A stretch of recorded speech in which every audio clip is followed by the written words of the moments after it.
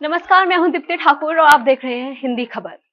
प्रधानमंत्री मोदी की लक्षद्वीप यात्रा और उसके बाद मालदीव के मंत्रियों का मोदी और भारत को लेकर विवाद। मामला यही नहीं रुका, मालदीव सरकार ने इन मंत्रियों को बर्खास्त किया तो वहीं टूरिज्म से जुड़ी एक कंपनी ने भी अपने कस्टमर्स की मालदीव की फ्लाइट कैंसिल करना शुरू कर दिया। इसके बाद देश में #बॉयकॉट मालदीव ट्रेंड होने लगा। ऐसे में सैलानियों के मन में सवाल जरूर उठा होगा, आखिर अब वो छुट्टियां मनाने कहाँ जाएं? परेशान न हो, आइए हम आपको बताते हैं भारत में ही मालदीव जैसे सुंदर दिखने वाली दूसरी जगह।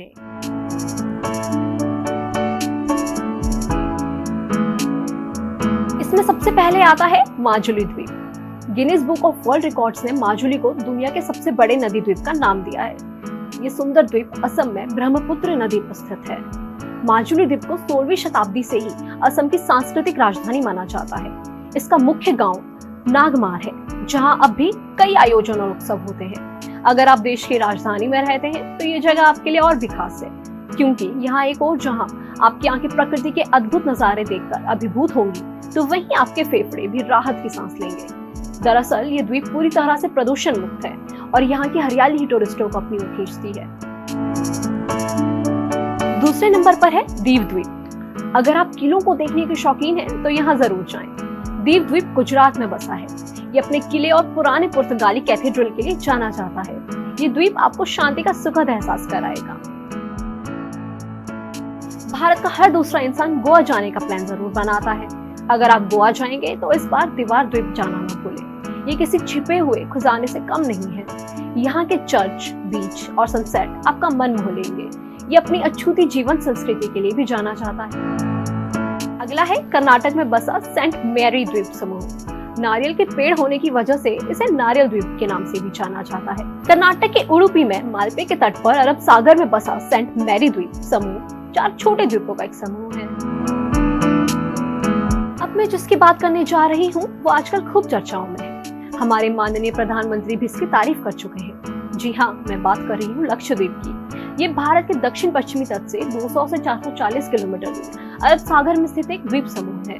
पहले इन द्वीपों को लक्काद्वीप, मिनिकॉय अमीनी द्वीप द्वीप के नाम से भी जाना जाता था। ये द्वीप समूह भारत का एक केंद्र शासित प्रदेश होने के साथ साथ एक जिला भी है। कुछ दिन पहले प्रधानमंत्री मोदी ने यहाँ की फोटोज भी शेयर की थी। अगर आपको हैरान कर देने वाली जगह पसंद है तो तैयार हो जाइए बैरन द्वीप जाने के लिए। बैरन द्वीप अंडमान निकोबार में स्थित है। ये ज्वालामुखियों की एक श्रृंखला का हिस्सा है जो सुमात्रा से म्यांमार तक फैली है और ये ज्वालामुखी अभी भी एक्टिव है। इसकी राजधानी पोर्ट ब्लेयर है।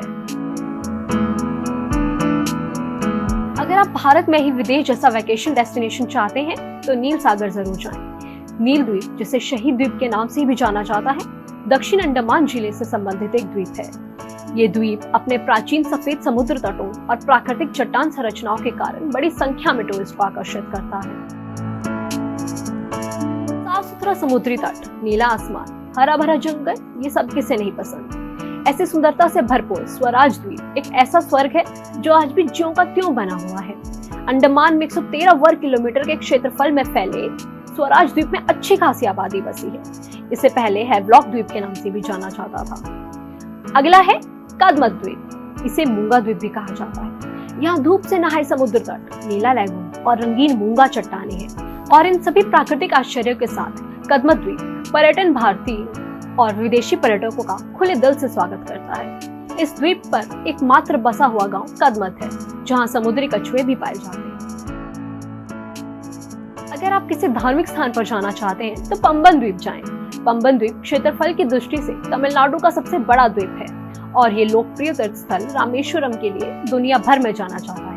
हिंदू ग्रंथों में रामेश्वरम एक पवित्र स्थान है, क्योंकि ऐसा माना जाता है कि भगवान राम ने अपनी पत्नी सीता को लंका के राजा रावण से बचाने के लिए इसी समुद्र पर पत्थरों का एक पुल बनाया था।